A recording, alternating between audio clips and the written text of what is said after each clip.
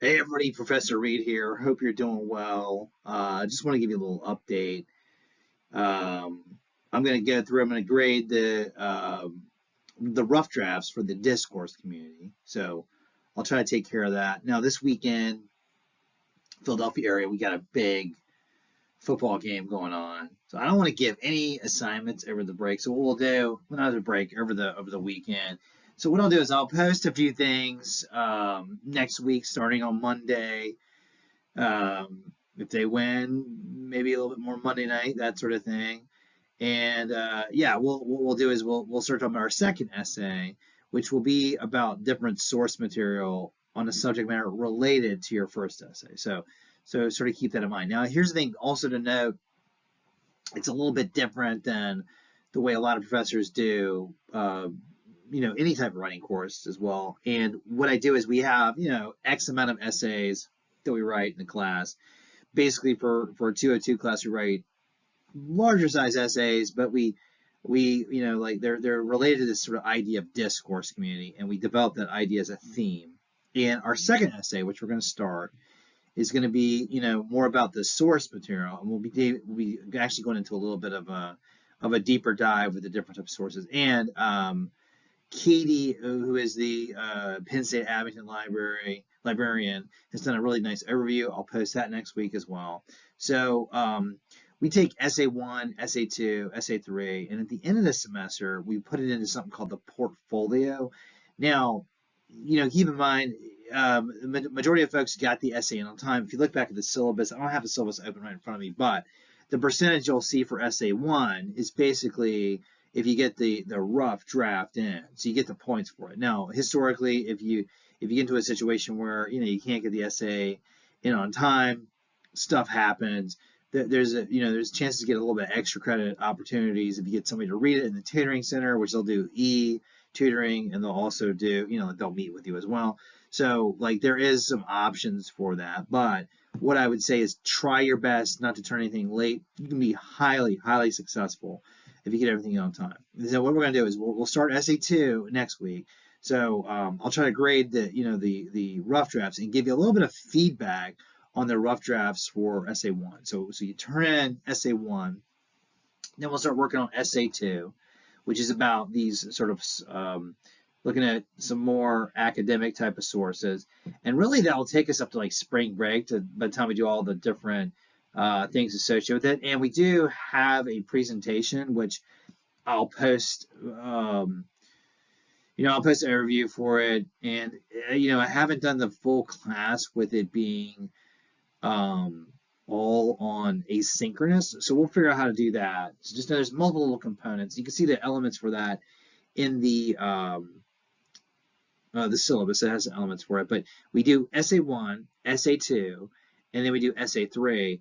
And then basically we take those three essays and you go through at the end of the semester, and you'll see this on the actual syllabus. There's something called the portfolio in the syllabus, and you take all three essays and you combine them and you put them into their final format. Okay, so if you look at the syllabus, you see the grade, the percentages of the 100%.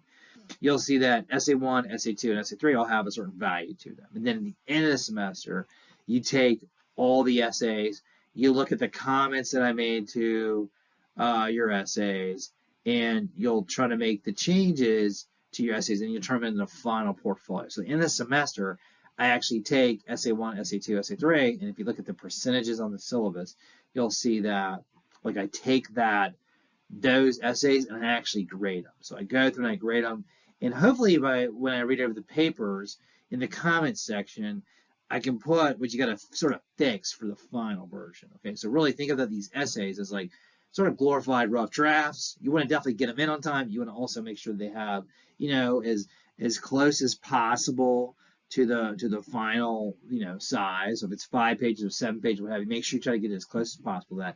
And also try to get the MLA and the APA in there, because that's going to be something that, can unfortunately impact your grade at the end of the semester, but it will also be something that like I'll make notes of in terms of your papers, because at the end of the semester you take essay one, essay two, essay three, and you put it into its final format. You turn that in, And most students are pretty successful because they've got the essays in, and they're sort of building momentum for um, the essays as a whole. So if that doesn't make any sense, or makes like half sense, just know that's the way I've done it for a couple of years. And I think the upside of it is it gives you a chance to make changes, because I used to grade them and then let students make changes. It's just a nightmare from a grading perspective.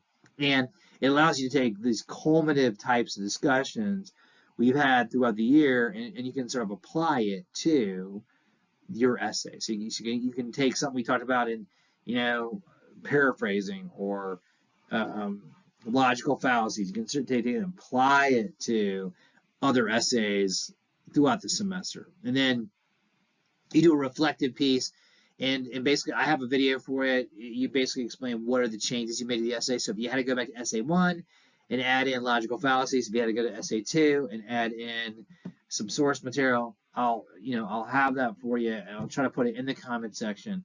And just know that this is sort of like a step-by-step process with this. In addition, I've got this PowerPoint done. I went through the Professor Reed archives, and I found some like some essays from different semesters. And what I did was I tried to look at different types of paragraphs and really find paragraphs that represented that. Also, sort of speak volumes to the assignment as a whole. So the only thing is, I've got the PowerPoint done, but I haven't recorded the video yet. So I'm gonna hope by over next week record the video for um, the PowerPoint that goes over the sort of the best of paragraphs from essay 1, and that's going to give you help as you go through and you do the final edits to the essay. So once again, I appreciate everybody hanging in here. I know this has been a little bit of a challenge doing the asynchronous stuff, and sometimes I feel like, oh my God, like we're sort of alone in this journey, but we're here at the same time. So please email if you need anything. I can also set up Zoom office hours if you want to just run something by me.